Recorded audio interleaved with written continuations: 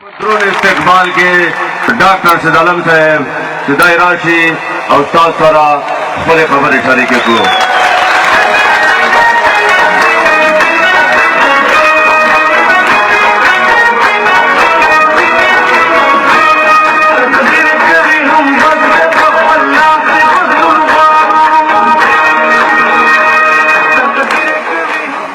محترم ملګرو،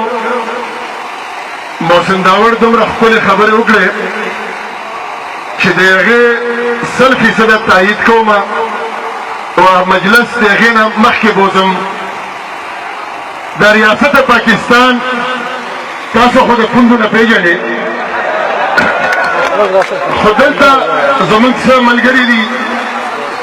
هغوی به کېدای شي دومره نه پېژني. صرف پرون شپه هم تاسو وپېژندلو د ارمان شهید په هغه شعرونو چې د ځوانانو اتلانو د ښارونو قاتل ته یې د ځوانانو اتلانو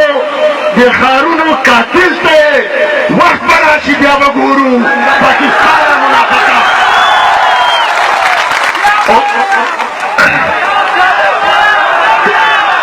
د ځوانانو اتلانو د ښارونو قاتل ته د ځوانانو اتلانو د ښارونو قاتل ته وخت به راشي بیا به ګورو. دویمې دا دی چې دا پاکستان په 83 کالو کې چې کوم انداز کې چلېدلی دی،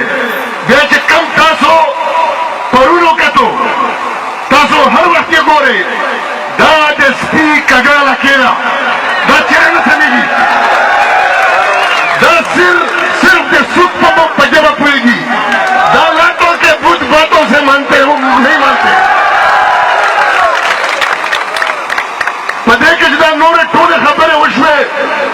د ارمان شهید د عارف شهید بیا محسن چې کوم دا نوره تبصره وکړه ډېره ښایسته په ملکي حالاتو. زه په د 3 جیلونو کې چې کله ورتلم نو په دې کې د علي وزیر ذکر شوی و، ځکه د علي وزیر په حواله سره یو څو خبرې کول غواړم. د علي وزیر په کراچۍ کې چې کوم تقریر و نو یو خو دوی دا وایي چې علي وزیر ژبه ډېره ترخه ده، دویم دی وایي چې دا موږ ته کنځلې کوي، دریم دا وایي هغه ټپه چې کومه ده هغه به زه درته وایم هغوی سم کیله کړي دي. د تاک او د مردان او د بنو دا 3 پولیس به دته ورلېږلی کېږي کراچۍ ته او دی به د کراچۍ نه دا نمونه راولي لکه څنګه چې زه د ټانک نه مردان ته راوستله به. اوس هغه سفر که په علي وزیر باندې کوي نو دا موږ ته اسانه نه دی اخیستل پکار. علي وزیر څو ځله جیلونو ته تللی دی، هغه د جیلونو یریدونکی نه دی. هغه چې کله ټلیفون کړی و نو هغه دته نیغ په نیغه خلکو ویلي وو په سیول جامو کې په جیل کې دننه چې دې ځل د ضمانت نشته، زموږ سره کرونا هم شته، زموږ سره د زړه اټیک هم شته. خبره دا ده چې علي وزیر کله اطلاع کوله نو هغه دا وې چې دوی ته ما مړ کړي، زه د خپله لاره نه اورېدونکی نه یم.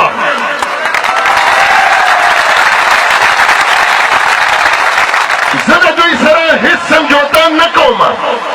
زه یو لفظ نه بدلوم. نو بیا زموږ فرض جوړېږي چې موږ علي وزیر د ریاست د داسې جبر نه بچ کړو. علي وزیر دا نه دی ویلي چې ما بچ کړي، هغه باتور انسان دی، هغه پیاوړی انسان دی، هغه یېرېږي نه. که یېرېدلی نو د 18 شهیدانو نه بعد به دا زمری داسې نه غړمبېدو.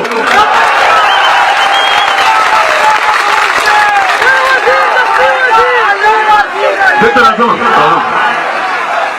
د ده ناره لګوو، بیا ناره لګوو. سمه مضبوطه به لګوو خو لږ د ده په باره کې دا ویل کېږي چې د ده ژبه ترخه ده علي وزیر خاندان 18 کسان ته شهیدان کړل او ته وایې ژبه ترخه ده نو دې دې ولې شیریني تقسیم کړي دې دې تا ته شاباش ووایي دې دې ستا شکریا ادا کړي د باجوه دې یو بچی مړ شي بیا ګورم چې دې څه کوي د دې جنرالانو دی یو تاوان وشي بیا به د دې ژبه وګورو چې څنګه دی او دې په 18 شهیدانو کې بیا بلکل ټیک ژبه استعمالوي علي وزیر چې څه وایي بلکل ټیک یې وایي بیا دې وایي چې دې کنځلې کوي کنځلې دا ویلي وو چې په بنګال کې د ستا بخښنه غواړم چونکې ویلي یو مقدمه کې ده چې د ستا پتلونونه پاته شوي وو خبره ده چې دغه حمودالرحمن کمیشن راپورټ وګورئ په هغه کې په بنګال کې د پاکستان یو پنجابی فوجي افسر هغه کمیس هم نه و صرف پتلونه نو هغه خو تا ته تاریخي حقایق ښایي هغه څه کنځل درته نه ده کړې او که دا کنځل ده نو دا کنځل موږ ټول درته کوو که دا غداري ده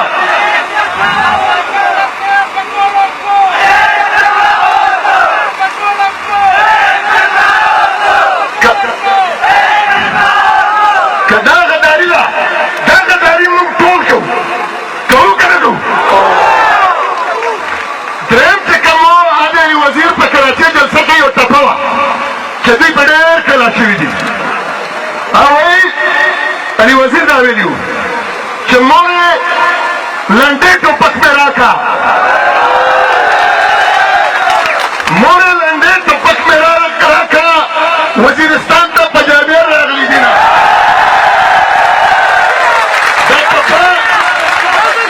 دا ټپه په شریکوو او لږ یې بدلوو تاسو په شریکه کې راسه